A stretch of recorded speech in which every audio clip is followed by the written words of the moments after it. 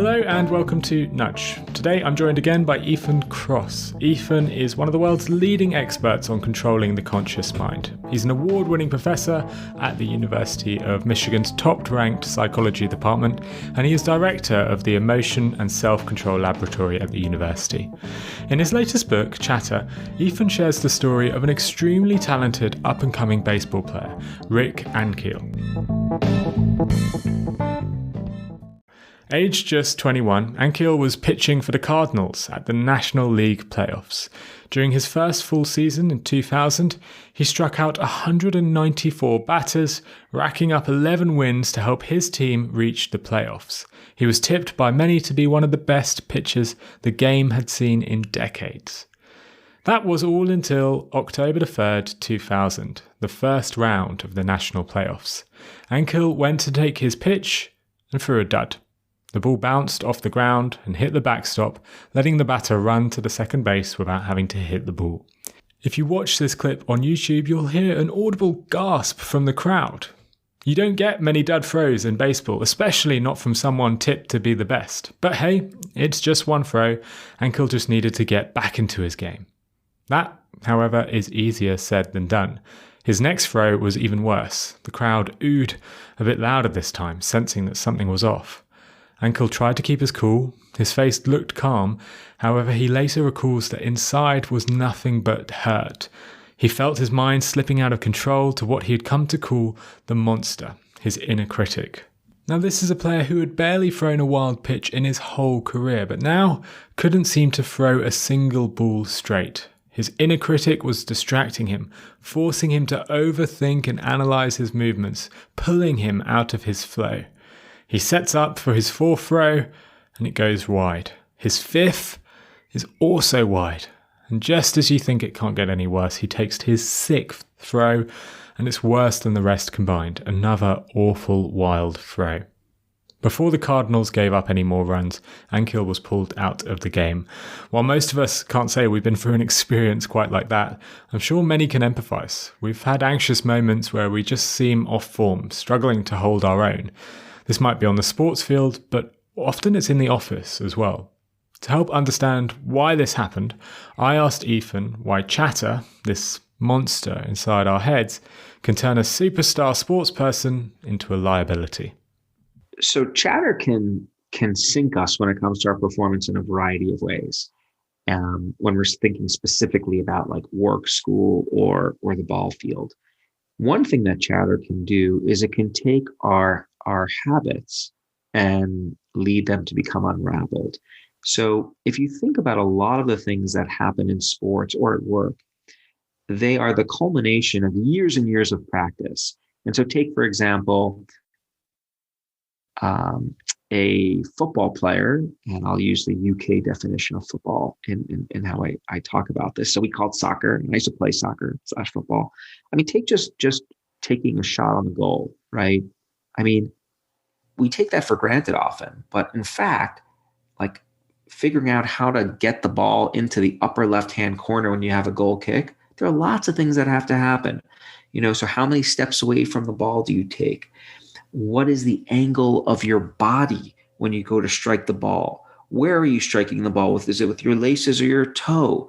How do you follow through?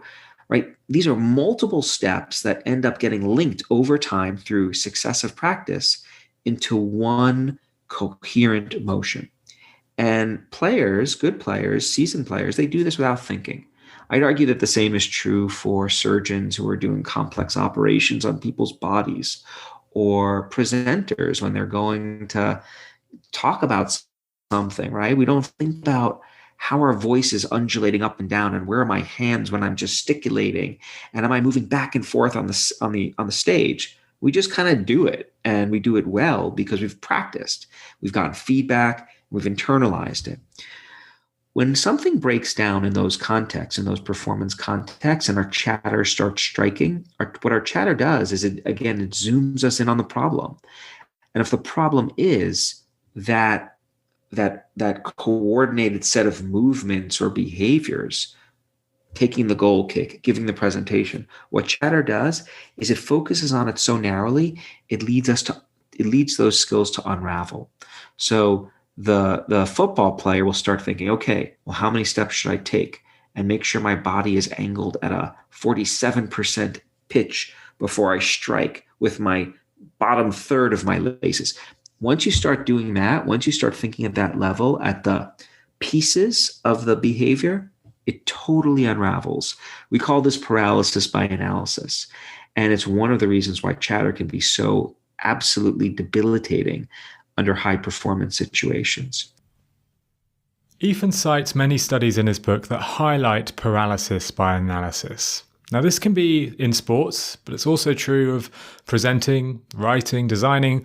Essentially, it's any task that requires creativity or fluidity of movement. Often when we struggle with these tasks, the worst thing we can do is overanalyze why things are going wrong. As soon as you start to break down why you're not presenting with as much fluidity as before, you'll start to lose your flow and suffer. One of the reasons behind this is our unconscious love for negativity.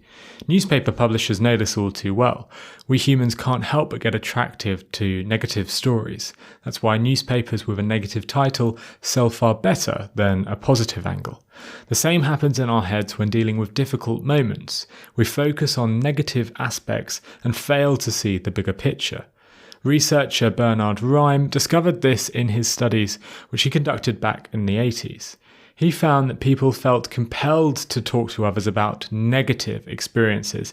Even when participants were prompted to talk positively, they quickly moved on to negative topics. We simply can't help it. But that wasn't all. The more intense the emotion was, the more participants wanted to talk about it. Additionally, participants returned to talking about negative experiences more often, doing so repeatedly over the course of hours, days, and weeks, and even months to come. Rhyme's findings proved true regardless of people's age, education level, and it was a characteristic of men as well as women, and it even carried across geographies and culture.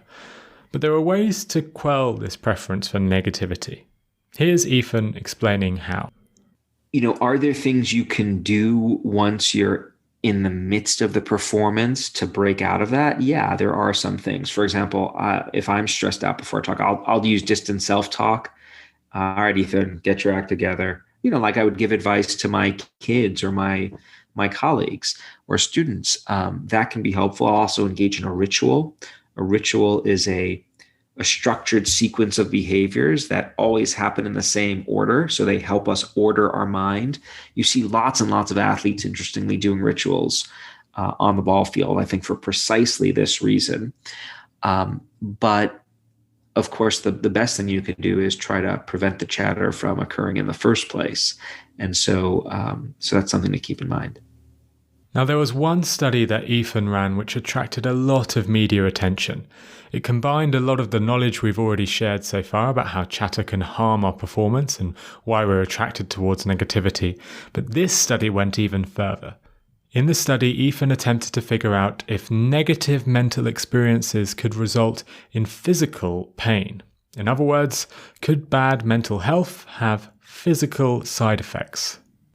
Early on in my career, we were interested in trying to explore the question of when people experience rejection, they often use the language of physical pain to describe how they feel. My feelings hurt, I'm in pain. And we wanted to know, is pain just a metaphor there? Or when we experience social pain, does it have a physical component, a physical manifestation in our bodies? And so we did is we did a brain scanning experiment where we brought people into the lab who had just been essentially dumped in a romantic relationship. And we did something that's going to sound really nasty, but I want to preface this by saying we did do the study to figure out how to help people cope with these negative emotions. And to do that, we had to trigger them. So what did we do? We brought them into the brain scanner, an fMRI machine. And while we were scanning their brains, we showed them pictures of their ex, and we had them look at the picture and think about how they felt when they were dumped, and really try to engage in a elaboration of how they felt when their former loved one told them, I don't like you anymore. I don't want to be in a relationship with you. And so we did that to get a neural snapshot of emotional pain. What we also did in the study is during another portion of the study, we we took a device called a thermode, which is like a little metal plate, and we hooked it up to participants' forearms, and that thermode heated up to a hot temperature that caused participants physical pain. Now, again, I'm going to give a disclaimer here. We didn't burn anyone. There were no lasting blisters.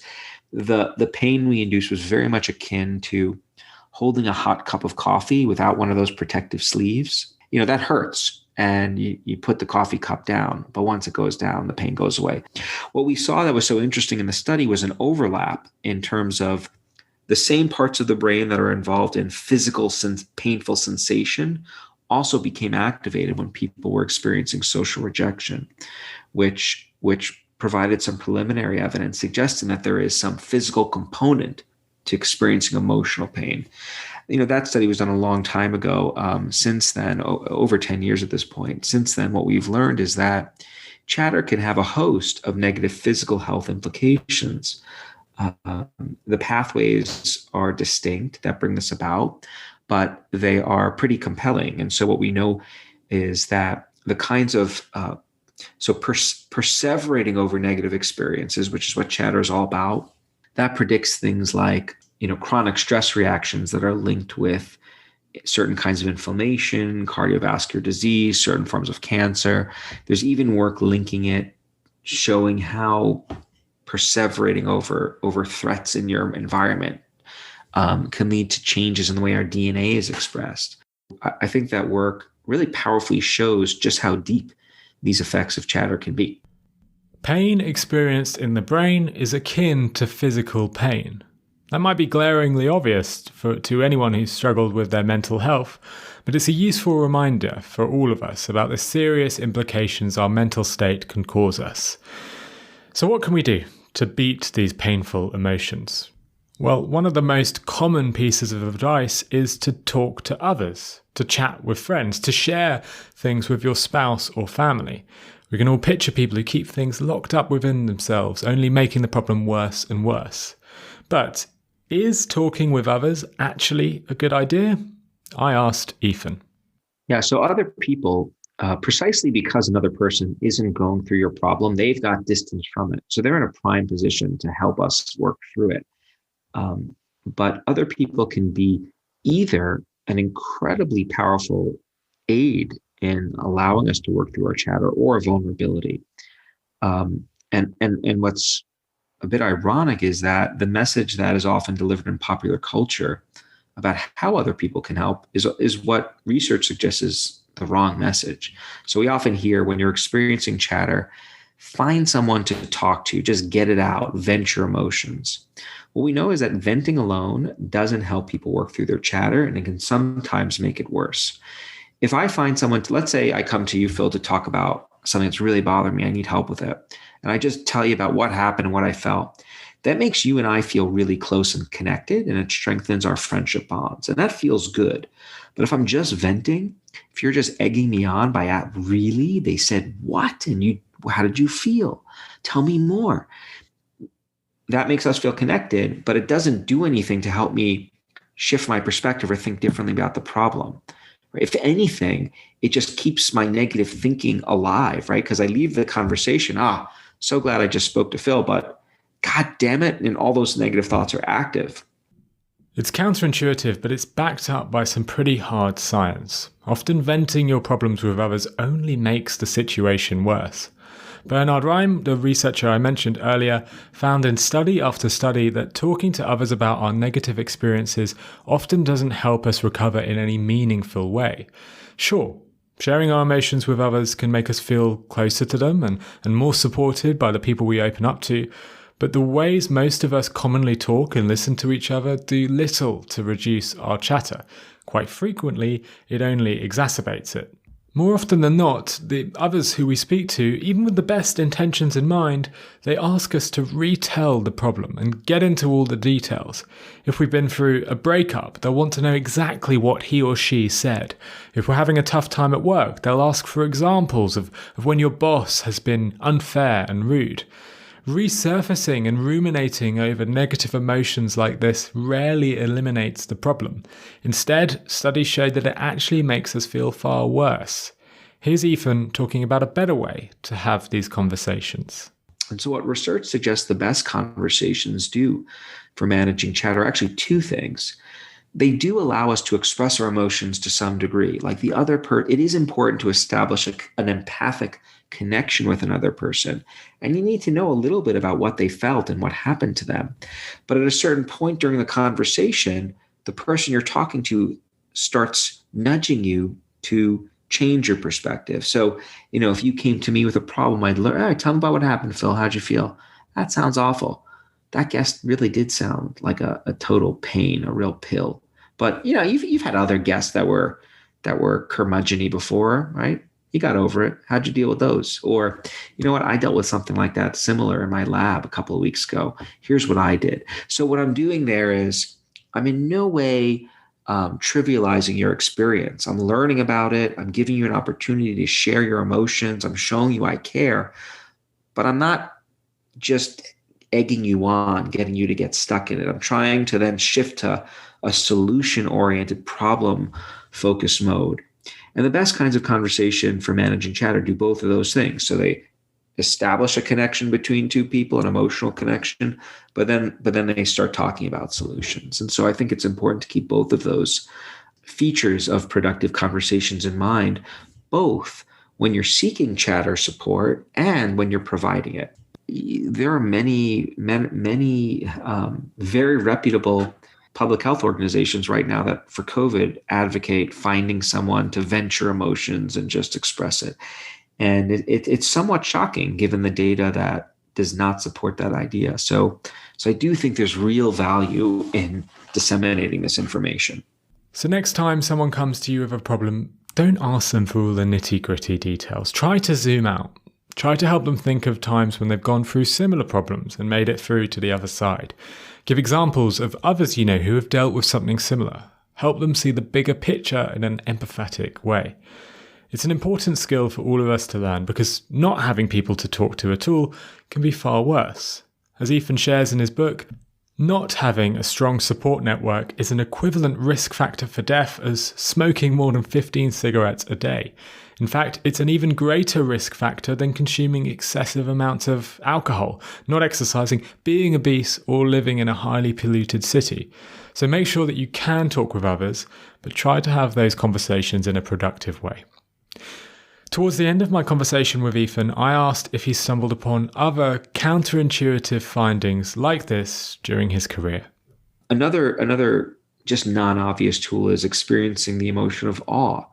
So awe is an emotion we experience when we're in the presence of something vast that we have trouble understanding. So I experienced it last week when I watched the Mars rover land on Mars. I have trouble understanding how we figured out how to blast SUVs into outer space and then safely land them on another planet. I just can't wrap my head around how that all works. And what we now know is that when people experience awe, that leads to something called a shrinking of the self. We and our problems feel much smaller when we're contemplating something vast and indescribable like interplanetary travel. Or, it doesn't have to be that grand. It can be just a great piece of art that gives you a sense of awe, or watching your kid take their first steps.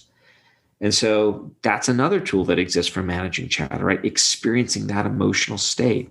I don't think that was on everyone's radar. When listening to Ethan talk about experiencing a sense of awe, I started to think of moments in my life when I've experienced something similar. More often than not, they've been inspired by a unique place that I've been to. Now, this is no surprise. Ethan cites many studies in his book that show how the location you're in dramatically influences your mental state. In one particularly compelling study, the environmental psychologist Roger Aldrich found that patients recovering from gallbladder surgery who were assigned to a room that faced onto a small cluster of trees in hospital recovered far faster from their operations, took fewer painkillers, and were judged as more emotionally resilient by the nurses caring for them than similar patients who were recovering in rooms with windows that looked onto a brick wall. It clearly suggests that some connection with nature can dramatically influence both our physical and mental health. Another study using data from more than 10,000 individuals in England collected over 18 years found that people reported experiencing lower levels of stress and higher levels of well-being when living in an urban area with more green space. Similarly, a 2015 high-resolution satellite imagery study of the Canadian city of Toronto found that having just 10 more trees in a city block was associated with improvements in people's health comparable to an increase in their annual income of $10,000 a year, or even being 7 years younger. Quite a lot for just a few trees in a city block. And one final satellite imagery study conducted by a different team with more than 900,000 participants found that children who grew up with less exposure to green spaces had between 15 to 55% higher risk of developing psychological disorders such as depression and anxiety. Now, it's not just important to have greenery where you live or where you grew up. Just brief exposure to nature can really help. In one thought-provoking experiment, researchers found that participants' performance on an attention test improved considerably right after a nature walk, but not after an urban walk. Their ability to invert strings of numbers and repeat them back to the experimenter was much sharper. Moreover, the results didn't depend on whether the participants took their walks during idyllic summer or gloomy winter. No matter what time of year, the nature stroll helped their attention more than the urban one did. Nature walks are just one of those tools that we can all use to help our mental health. Now, before Ethan left our discussion, I asked if there was a single tool that he would encourage all of us to use. Here's what he said. No. But I'll elaborate on that answer. And I'm glad you asked about the specific tools, because I believe in something called a toolbox approach to coping and to thinking about how these tools can be used profitably in our lives. I don't think there are any single magic bullets. And what I mean by that is different tools work for different people in different situations and different combinations of tools. So when I'm experiencing chatter over COVID, I do several things. I do distance self-talk. I do temporal distancing. I interact with nature, and I call up a few buddies. So there's 5 things right there. They're all pretty easy. They don't happen in the same sequence every time. Sometimes I do a little bit of one and then 2 of others.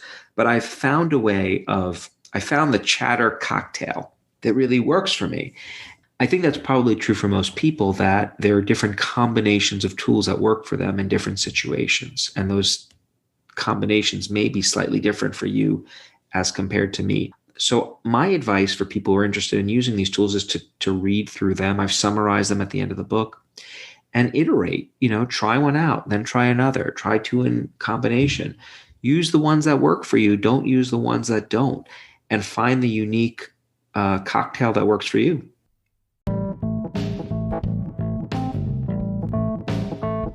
That, unfortunately, is all we have time for today. We've covered a lot and learned a number of counterintuitive things. For example, analysing our performance is often one of the worst things we can do when going through a bad spell of form. We've also heard that talking to others is often the wrong thing to do when we're struggling, especially if all we're doing is venting.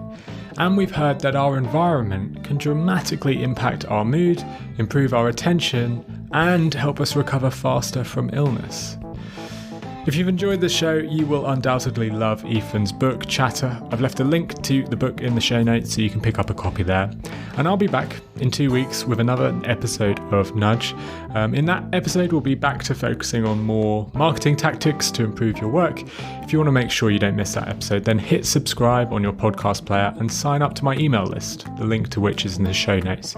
You can also follow the show on Twitter at Nudge Podcast, all one word, and on there we'll send out a tweet every single time a new episode goes live.